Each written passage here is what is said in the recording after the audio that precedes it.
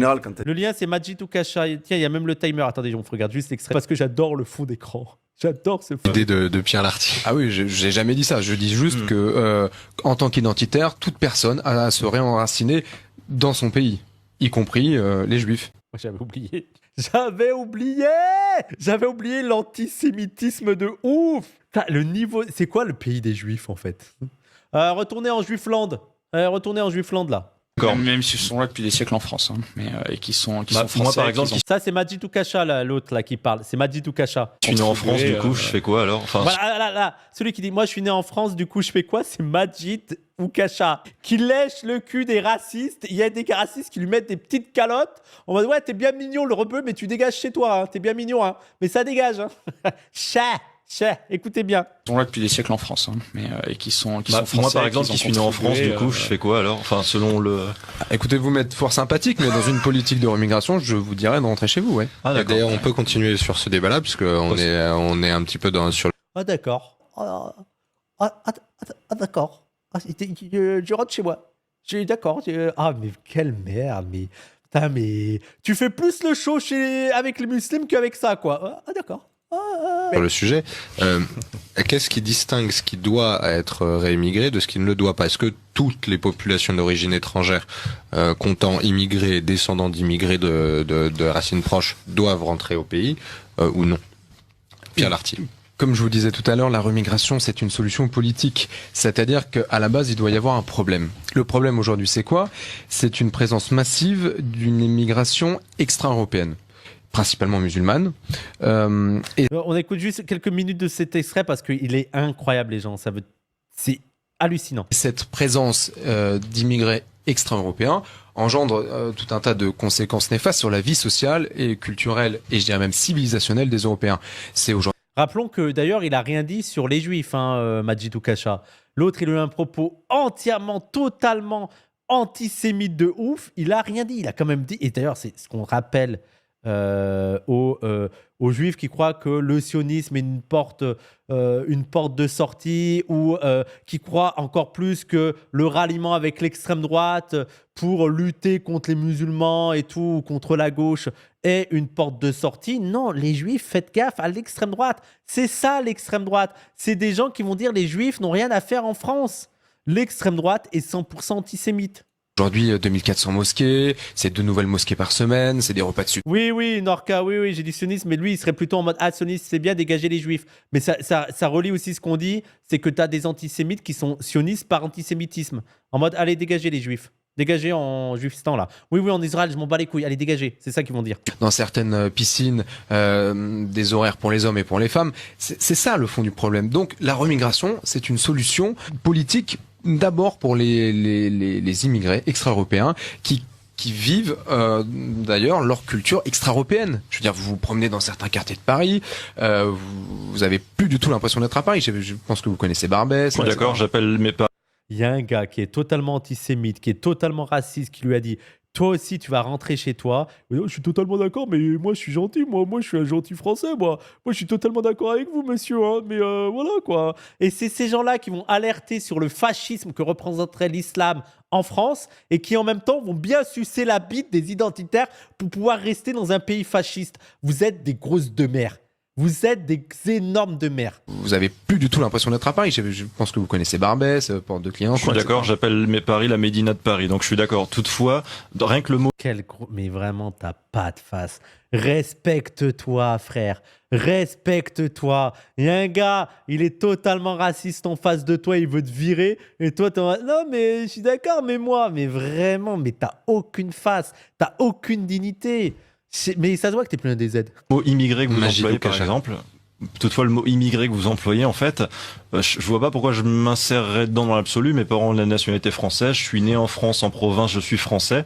Et dans l'absolu, je vais reprendre cette vieille phrase de être français, ça s'hérite ou ça se mérite. Allez, mais pauvre merde, mais t'y as cru à ça? Il y a cru, il est mignon, il a cru au discours de ça se mérite. Oh, il est trop chou. Oh là là là là. Déjà, qu'est-ce que ça veut dire ça se mérite? Ça veut dire, les Français blancs de classe populaire, en quoi ils ont mérité? Je comprends pas. En quoi un blanc, juste, il est né français, il a mérité d'être français, les autres doivent prouver qu'il le mérite. Mais les blancs, eux, ils n'ont pas besoin de le prouver qu'ils le méritent. Non, c'est bon, ils sont français. Mais les non-blancs, vous devez prouver que vous méritez d'être français. Tiens, je suis français et puis c'est tout. Mais vraiment, t'y as cru, hein. Et on va rappeler une chose. Un arabe reste un arabe, même s'il s'appelle colonel Ben Daoud. C'est-à-dire, quoi que tu fasses, tu resteras aux yeux des racistes un arabe.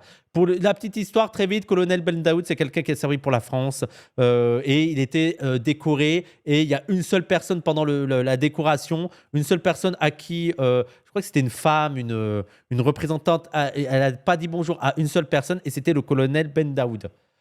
En gros, tu peux faire tous les hauts faits que tu veux, tu resteras un arabe dans les yeux des racistes. Voilà.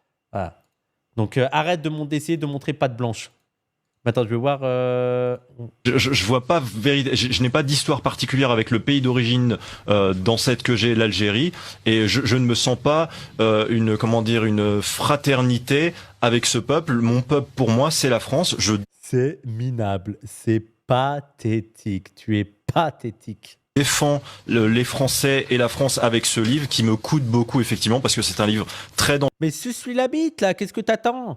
Arrête d'essayer d'argumenter, et baisse-lui son pantalon et suce-lui la bite, là. Tu ne pourras pas être plus direct. Dangereux à écrire, je le fais vraiment par devoir, et dans l'absolu, je trouverais pas ça très sympa, effectivement.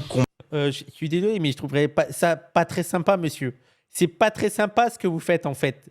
Moi, je donne tout pour vous et vous êtes méchant avec moi, en fait. On me fasse partir. J'ai presque envie de dire une phrase un petit peu étrange, mais dans l'absolu, quand on est quelque part, on ne le choisit pas. Moi, je ne criminalise que les actions des gens, en fait, que des actions qui ont un impact physique et matériel. Et dans l'absolu, si vous voulez en vouloir à quelqu'un pour une action qu'il n'a pas choisie, alors vous pouvez légitimer le discours de gens qui en veulent à quelqu'un pour une couleur de peau. De la même façon.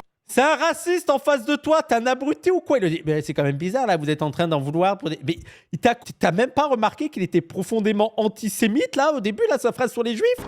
T'es tellement pas formé sur l'antisémitisme que tu n'as pas vu qu'il était antisémite. Il est raciste. Il est tout simplement raciste. Il est en mode, c'est pas bien de juger les gens selon leur couleur de peau. C'est un nazi. Mesure demain contre des gens parce qu'ils sont noirs, par exemple, parce qu'ils sont pas assez blancs. Vous voyez ce que je veux dire? Il est con. Je crois qu'il a pas compris. Il est con. Attention, avec votre discours, on pourrait... bientôt, il y aura des mesures racistes. Il te parle de rémigration. Le gars lui parle de rémigration. Il dit, oula, attention, si on met la rémigration, ça ouvre les portes à des projets racistes, non? Ah, mais l'abruti qu'il est.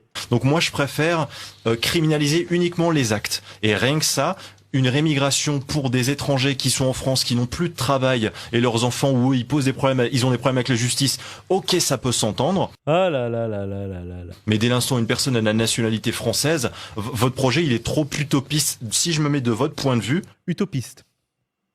C'est pas le terme que j'aurais choisi, tu vois. J'aurais plutôt parlé de dystopie, mais il est trop utopiste, votre projet. Si j'ai une critique à votre projet, c'est qu'il est trop utopiste.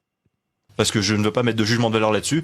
Attends, quoi? Il est trop utopiste. Si je me mets de votre point de vue, parce que je ne veux pas mettre de jugement de valeur là-dessus. Alors le gars qui nous casse les couilles, H24, comme quoi il faudrait lutter contre l'islam parce que l'islam c'est le fascisme, il a en face de lui un putain de facho qui est antisémite, qui est islamophobe, qui est négrophobe, qui dit clairement qu'il veut renvoyer chez lui toute l'immigration extra-européenne, et en gros pour lui c'est tous les noirs et les arabes, et lui dit « Ah, votre projet il est trop utopiste et je vais pas trop le critiquer parce que je vais pas faire de jugement de valeur. » Allez, dégage. Allez, dégage. Dégage de là, me fais plus de son, tu dégages. Ouais, son combat contre l'islam, c'est surtout parce qu'il aime pas le fascisme. Ouais. Les militants là, de toute leur bande, là, apostats militants de l'extrême droite, ils prétendent lutter contre l'islam au nom de la lutte contre le fascisme. Ils ont des vrais fascistes en face d'eux, ils leur sucent la bite. Allez, dégage. Allez, on revient sur Papacito. Parce qu'en général, quand elles ont un truc à dire, c'est rare que ce soit extrêmement intéressant. Ah non, alors, les femmes, quand elles parlent, les femmes, c'est pas intéressant, j'ai pas raison, Papacito. C'est pour ça, les amis, on les a dominés, parce que c'est... laisse tomber. Fin juin, ce podcast a été supprimé de la plateforme Deezer en raison de son contenu haineux.